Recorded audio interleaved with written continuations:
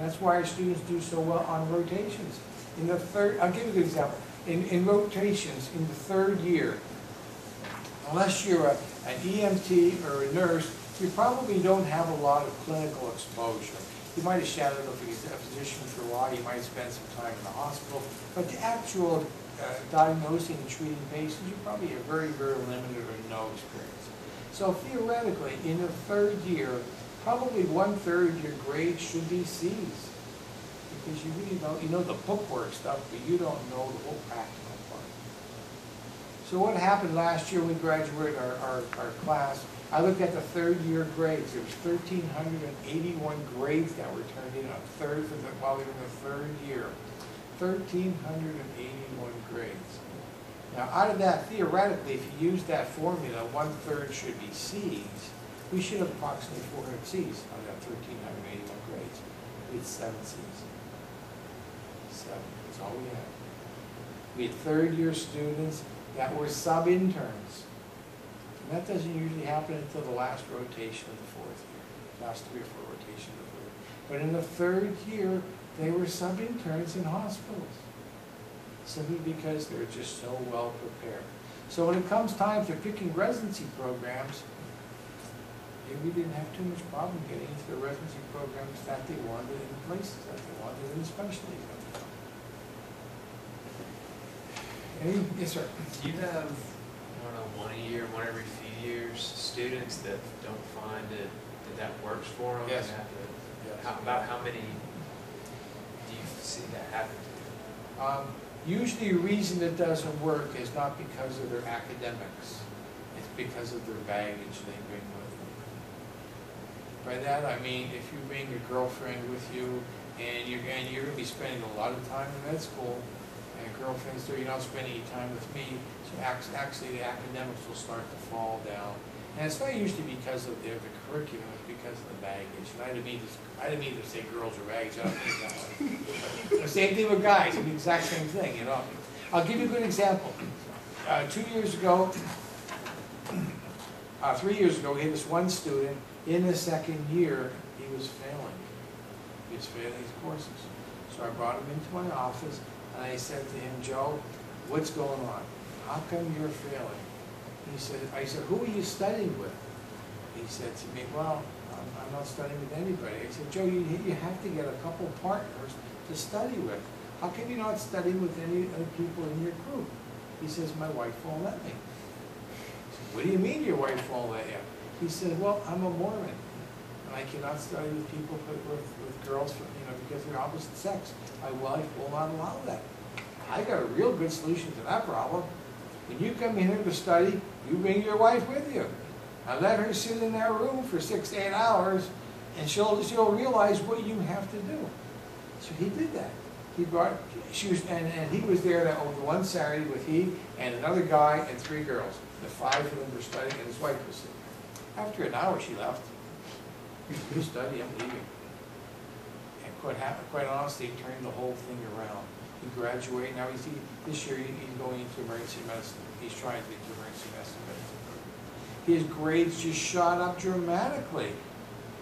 Simply because, and I don't mean my wife's baggage, because I didn't mean it that way, but that's what happened. If there's a problem, there has to be a solution. And if you're not studying, that's one of the problems. You got to study more. Why aren't you studying? Well, I can't because of this, that, or that. But we do have a couple students that don't like this, simply because of the volume of material. But they would probably not be successful in medical school anyway. When you come for your interview, you sit in on a PBL session.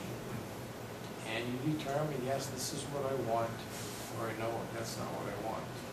You know, it's a great program for the simple reason, maybe if your class is 8 to 10, your PBL on Monday, you might be done 10 o'clock in the morning.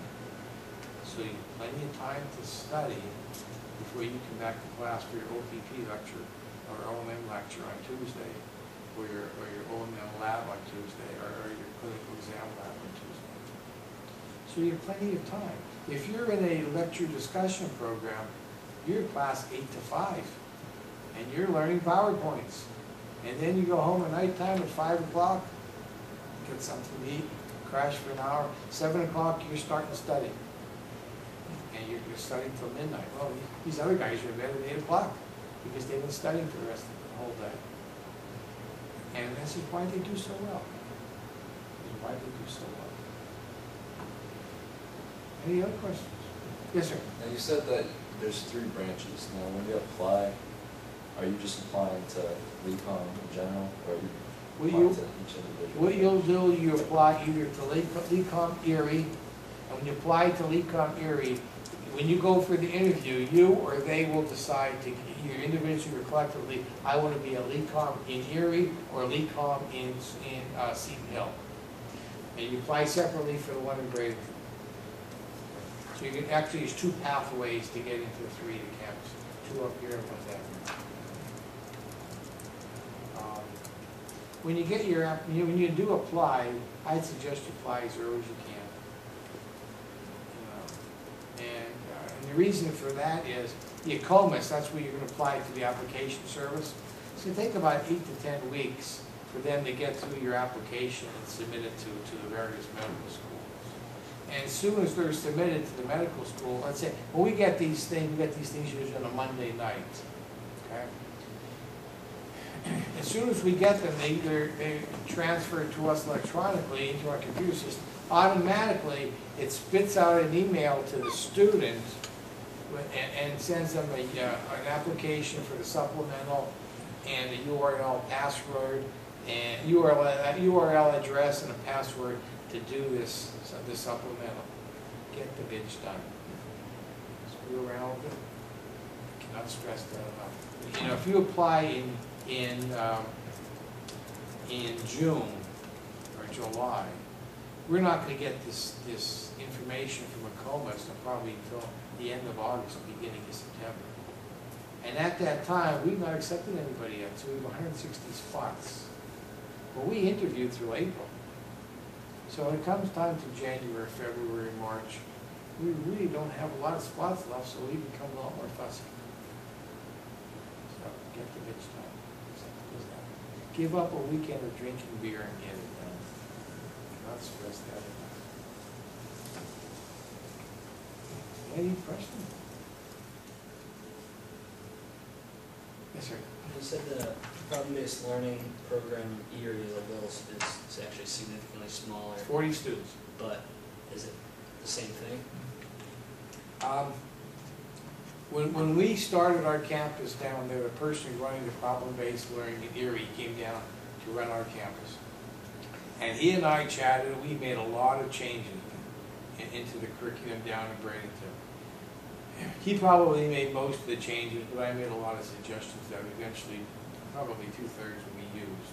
It's a little different down in Bradenton than it is in Erie. What we do is, courses are the same. Maybe the sequence is a little different of the courses. For instance, in the first year, we have a healthcare management course in Bradenton. Erie has that in the second year. Geriatric course, these small peripheral courses, we have the different sequences. But for the most part, it's the same, but there are some minor differences. But the one in Bradenton seems like it's working out a little bit better. Our MCAT in Bradenton is about a 28 average, Erie's about a 26. Not that we were looking for higher MCATs, just that we get a lot of the students from 33, 34 that want to shine, if you will, and a good program. But MCATs are not really a big thing for us. We want the student that I consider has the fire in the belly.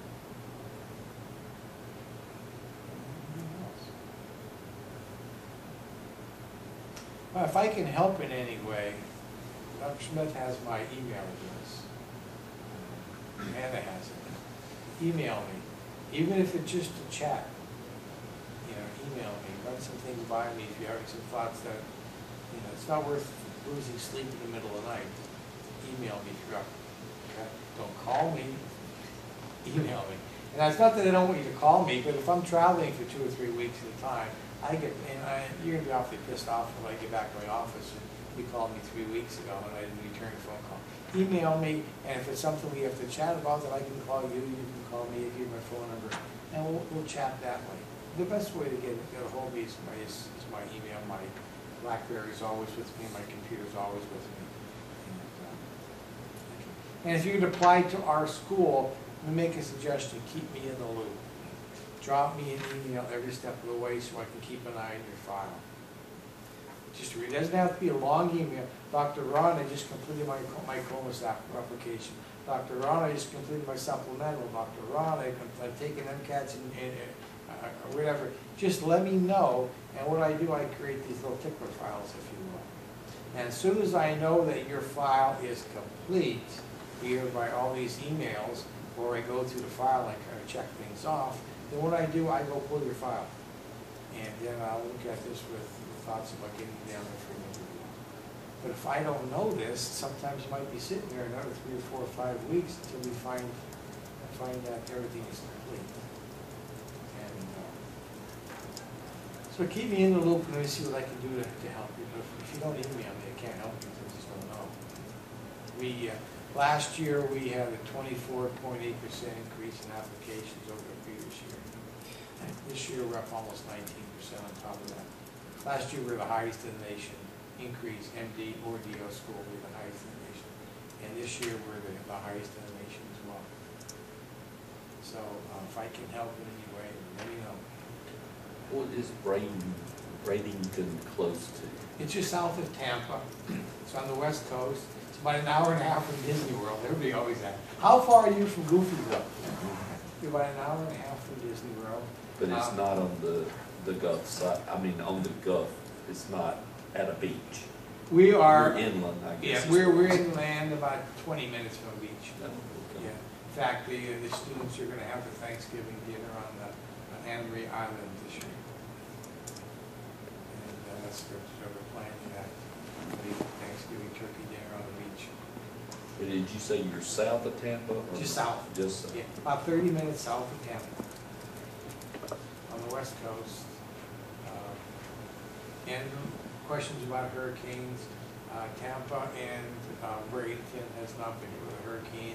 Last time a hurricane came through that was 160 years ago. So the wind currents kind of blow it all over. And this year we don't even have any hurricanes. I know we were going to have hurricanes because I put hurricane shutters on my house 3 years ago and we didn't get thoughts of hurricane. I knew as soon as I spent that money we weren't going to get hurricane. I knew it was going to happen. Okay, well, thank you. Okay. Very much. Thank you,